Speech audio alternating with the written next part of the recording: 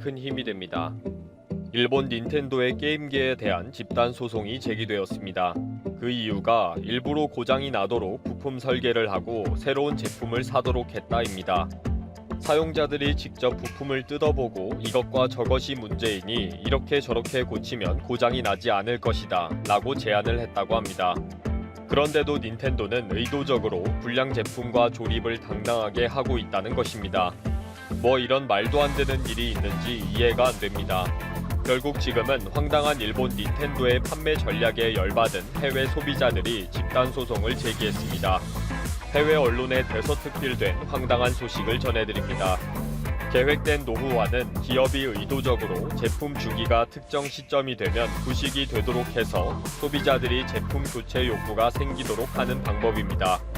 일반적으로는 제품을 생산하는 업체들이 새로운 디자인과 기술이 반영된 새로운 신제품을 발표하면서 기존 제품이 노후화된 제품으로 만들어버립니다. 보통 휴대폰 제조 회사들이 매년 새로운 모델을 발표하는 것이 같은 이유입니다. 기업이 영리적 목적을 위해 인기 제품을 의도적으로 계획된 노후화 전략을 사용하고 있습니다. 심리적 노후화는 디자인의 외관을 의도적으로 인기가 있는 색상과 컨셉으로 변경하는 것입니다.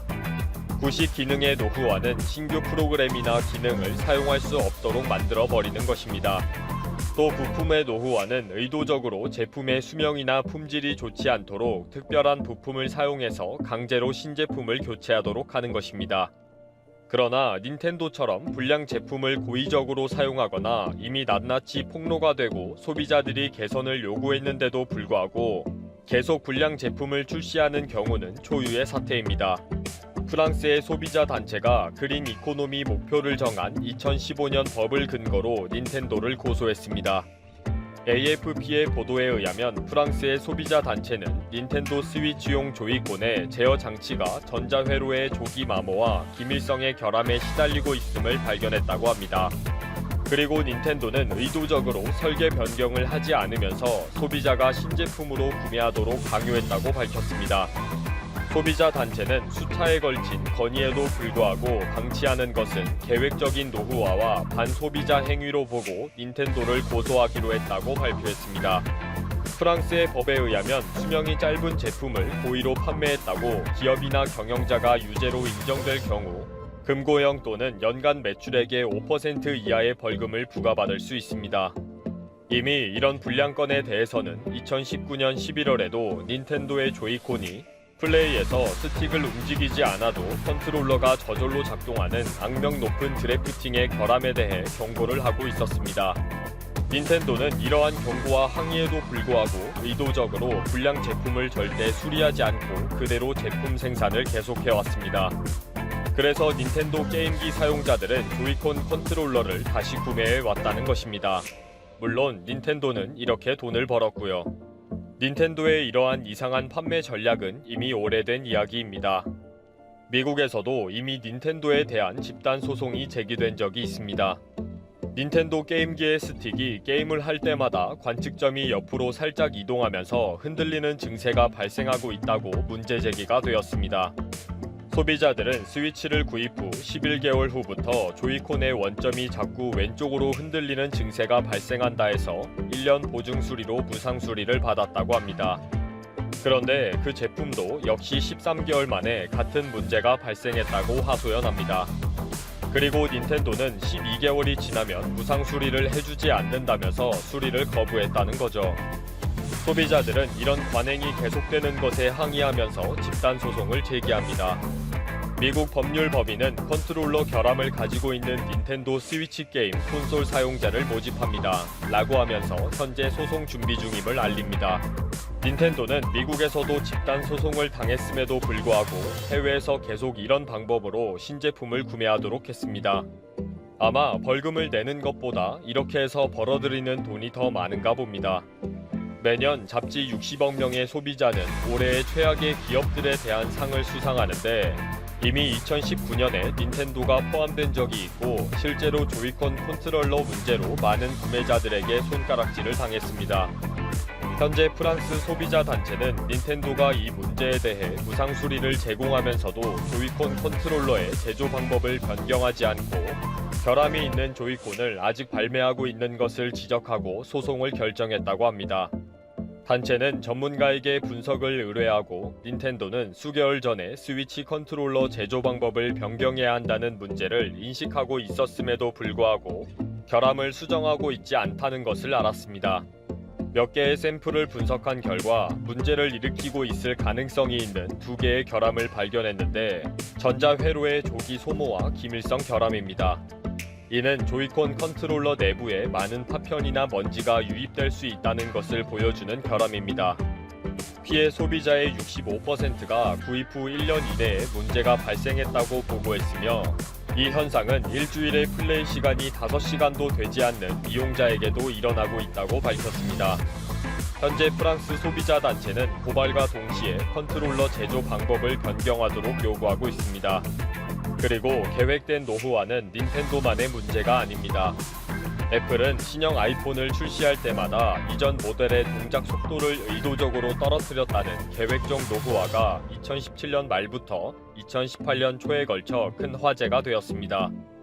애플은 2017년에 성능 저하를 수반하는 소프트웨어 업데이트를 사용자에게 고지하지 않고 실시했습니다. 애플은 배터리의 문제 때문이라고 해명은 했지만 소비자들은 크게 반발했습니다. 결국 애플은 이러한 사실을 스스로 공개하지 않고 외부에서 지적을 받은 후 인정하고 사과와 설명을 2017년 12월 28일에 공개했습니다. 또한 배터리의 노화와 성능의 관계에 대한 자세한 설명도 공개했습니다. 애플이 고의적으로 구형 아이폰의 운행 속도를 늦추고 있다고 인정하는 것은 불법적인 계획된 노후화입니다. 제품의 수명을 의도적으로 제한하고 품질 저하를 설계에 반영한 것이기 때문입니다. 소비자의 권익을 침해하면서 애플은 더 비싼 신제품을 구매하도록 함으로써 오로지 회사의 이익만을 위한 것입니다. 애플은 이러한 부품의 노후화를 악의적으로 사용한 혐의로 집단 소송을 당했고 결국 미국에서 소비자들에게 휴대폰당 25불을 지불할 것으로 판결이 되었습니다. 애플은 결국 합의 금액으로 최대 5억 달러, 약 5,863억 5천만 원을 지불하게 되었습니다. 마이크로소프트와 같은 소프트웨어 회사들이 업그레이드를 하면서 이전 제품이 제대로 작동되지 않도록 하는 것도 마찬가지입니다. 의도적으로 속도를 낮추거나 새로운 제품으로 교체할 것을 강제적으로 촉구하는 것입니다. 일본 닌텐도의 막 나가는 판매 전략이 회사 차원에서 강력하게 밀고 있다니 놀라운 일입니다. 어느 정도의 양심이 있으면 사과하고 개선을 해야 하는 것이 정상인데 말입니다. 정말 이해가 안 되는 일본 닌텐도이네요. 이번 영상 한국의 코로나19 확진자가 폭증하던 당시 한국 방역 체계를 비하했던 베트남이 최근 한국의 진단키트 지원을 요청하고 나섰다. 최근 베트남 내에서 코로나19 확진세가 점차 느는 추세를 보이자 한국에 헬프포를 보낸 것이다. 하지만 몇몇 베트남인들은 여전히 한국에 대한 불편한 기색을 드러내며 한국산 불매 운동을 벌이는 등 이중적인 행태를 보이고 있었다. 최근 각종 온라인 커뮤니티에는 베트남 방역 요청에 분노할 수밖에 없는 이유라는 제목의 글이 다수 올라왔다. 이들은 베트남 정부가 한국에 공식적으로 코로나19 진단키트 지원을 요청한 이후에도 현지 일부 언론, 시민들이 한국을 비판하고 있다고 말했다. 그러면서 베트남 SNS에 최근 올라오고 있는 각종 합성, 이미지 사진들을 올렸다. 현지 누리꾼들은 삼성, 베트남에서 나가라, 이미 노키아, 소니가 있으니 삼성 따위는 필요 없다, 한국산 불매 운동을 벌일 것 등 강도 높은 비난을 이어나가고 있다. 특히 이전과 달리 비판의 대상이 한국 정부가 아닌 삼성 등의 한국 기업으로 넘어간 것을 알 수 있다. 이들은 한국 기업들을 비판하는 것뿐 아니라 한국산 제품에 대한 불매 운동까지 불사하겠다는 반응을 보이고 있다. 한동안 K-팝 박항서 감독의 영향으로 한국에 긍정적인 반응을 드러냈던 베트남은 코로나19 사태 이후 이처럼 한국에 대한 혐오 감정을 쏟아내고 있다. 베트남에서 오는 15일까지 예정된 고강도 사회적 거리두기가 추가 연장 없이 종료될 것이라는 전망이 나오고 있다. 최근 코로나19 확산세가 소강 국면으로 접어들었기 때문이다. 베트남 보건당국은 코로나19 확진자가 2명 추가돼 총 262명으로 집계됐다고 13일 밝혔다. 베트남서 밀리는 삼성 스마트폰 점유율 뚝. 삼성전자가 베트남에서 지난달 스마트폰 시장 점유율 30.1%를 기록했다.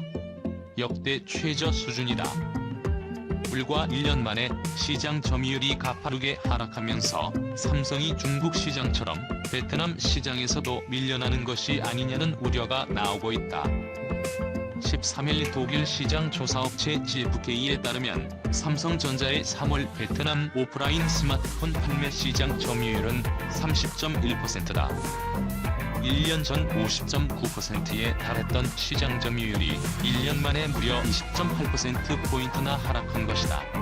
베트남에서 스마트폰은 오프라인을 통해서 80% 이상이 판매되고 있다. 삼성전자는 베트남 시장에서 갤럭시 S20 등 프리미엄급 모델과 갤럭시 A, 갤럭시 J 등 저가 라인업까지 모두 판매하고 있다. 지난해는 박항서 감독을 갤럭시 S10 모델로 한 에디션까지 출시하는 등 시장을 지키기 위해서 힘썼다. 하지만 저가 시장에서 중국의 오포와 샤오미, 베트남의 삼성이라고 불리는 빈그룹의 자회사 빈스마트까지 가세하면서 삼성이 경쟁력을 잃고 있다는 게 업계 분석이다. 빈스마트는 2018년 12월 첫 스마트폰 V스마트 액티브를 출시하면서 시장에 등장했다. 빈스마트는 첫 스마트폰을 출시하고 15개월이 흐른 지난달 무려 16.7%의 시장 점유율을 달성했다. 빈스마트는 해외 기업과 기술 협력을 통해서 품질을 높이고 빈그룹과 연계해서 시장에서 두각을 나타내고 있다. 빈스마트는 지난해 삼성전자 베트남 법인 인사를 다수 스카우트까지 해가면서 사업 확장 의지를 드러냈다. 빈스마트가 올해 출시한 V스마트 조이 3은 출시 14시간 만에 1만 2천 대를 판매하며 돌풍을 일으켰다. V스마트 조이 3은 퀄컴 스냅드래곤 632 AP를 채택하고 1GB 램에 5천마 용량, 3개의 카메라를 달고 있다. 경쟁 모델인 갤럭시 A01과 샤오미 레드미 8A, 리얼미 C2 등과 비교해서 뛰어난 성능과 합리적인 가격을 제공하고 있다. 특히 유일한 베트남 회사인 만큼 보증 정책과 고객 서비스 등에서 장점이 있다. 빈그룹은 아파트를 분양하면서 고객들에게 빈스마트 스마트폰을 무료로 제공하는 등 공격적인 마케팅을 펼치는 것으로 알려졌다. 삼성전자는 올해 갤럭시 A51과 A71 등 고급형 오지 모델 출시를 통해 시장 방어에 나선다. 갤럭시 A 시리즈는 저가폰 시장에서 유일하게 오지를 지원하는 폰으로 6.5인치와 6.7인치의 큰 화면의 쿼드 카메라, 4K 고화질 동영상 촬영, 6GB 램 등을 지원한다. 갤럭시 S20 판매를 늘리기 위해서 24개월 이내 재판매할 경우 중고폰 가격의 50%를 현금으로 돌려받을 수 있는 프로그램을 출시했다. 프리미엄급 시장 점유율을 지켜서 점유율은 떨어지더라도 매출액 성장을 이어가겠다는 삼성의 의지로 해석된다. 이한우 서강대 교수는 삼성이 베트남에서 지난해까지만 해도 50% 점유율을 유지하면서 중국계 회사와 시장을 양분했는데 베트남 기업이 빠르게 치고 올라왔다며 저가 시장의 소비층이 합리적인 가격에 높은 서비스를 받을 수 있는 자국 브랜드를 선택했을 가능성이 크다고 말했다. 위기 속에 달라질 대한민국 국가 브랜드 자산. 현재 대한민국은 세계에서 코로나19 사태를 가장 잘 극복하고 있는 국가로 인식되고 있다. 이러한 것에 대한 반증으로 세계 여러 나라에서 한국 배우기와 한국 칭찬 러시가 연일 외신을 통해 보도되고 있다. 한국이라는 국가 브랜드 가치가 현격히 높아지고 있는 것이다. 마케팅 전문용어로 브랜드 자산이라는 개념이 있다. 상표와 그 상표의 이름이나 상징성에 관련된 자산이다. 브랜드 연구로 유명한 데이비드 아커 교수와 켈리는 브랜드 자산은 브랜드와 연관된 브랜드 인지도, 연상 이미지, 지각된 품질, 고객 충성도 4가지로 구분하고 있다. 이 개념을 한국이라는 국가에 적용해보면 대한민국은 인지도에서 세계인들에게 얼마나